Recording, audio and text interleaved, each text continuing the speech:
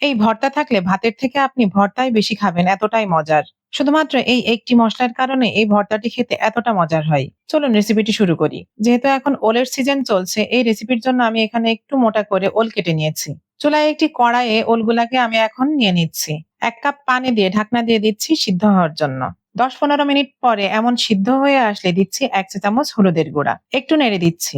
সুন্দর সিদ্ধ হয়েছে ওলটা। এখন নামিয়ে রাখছি।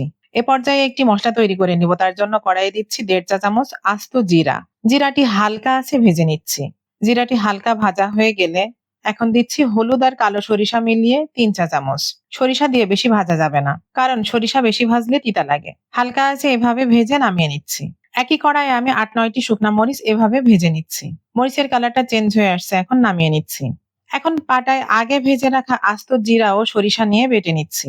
বাটার সময়ই মসলা থেকে এত সুন্দর একটি সুগন্ধ বের হয়, কি আর বলবো, মনটাই ভরে যায়। হয়ে গেছে আমাদের বাটা মশলাগুলোকে এখন একটি বাটিতে তুলে নিচ্ছি।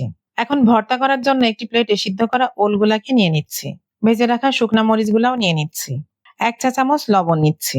মরিচগুলাকে লবণের সাথে ভালোভাবে মাখিয়ে নিচ্ছি। লবণ মরিচ অবশ্যই আপনারা আপনাদের টেস্ট অনুযায়ী দিবেন। এখন দিচ্ছি একটু পেঁয়াজ বেরেস্তা। বেটে রাখা মশলাগুলাও দিয়ে দিচ্ছি। সামান্য সরিষার তেল দিচ্ছি। এখন সবকিছুকে ভালোভাবে মাখিয়ে নিচ্ছি। এখানে একটি জিনিস অবশ্যই খেয়াল রাখবেন। এই ভর্তার রেসিপিতে অবশ্যই পেঁয়াজ বেরেস্তাই দেওয়ার চেষ্টা করবেন, কারণ কাঁচা পেঁয়াজ দিলে এখানে ভালো লাগবে না। এভাবে সুন্দরভাবে মাখিয়ে নিলেই তৈরি হয়ে যাবে আমাদের খুবই মজার ওল ভর্তা। গরম গরম ভাতের সাথে একটু ওল ভর্তা নিয়ে নিচ্ছি। এর সাথে ১ টুকরো লেবু আর মরিচ নিলেই হয়ে যাবে। ভাতের থেকে ভর্তাটাই খেতে এত বেশি মজা লাগে, কি আর বলবো। আমাদের বাড়িতে এই ভর্তাটি একটু বেশিই করা লাগে। এমন আরো মজার মজার রেসিপি পেতে অবশ্যই আমার চ্যানেলটিকে ফলো এবং সাবস্ক্রাইব করতে ভুলবেন না। আজ এখানে শেষ করছি। ধন্যবাদ।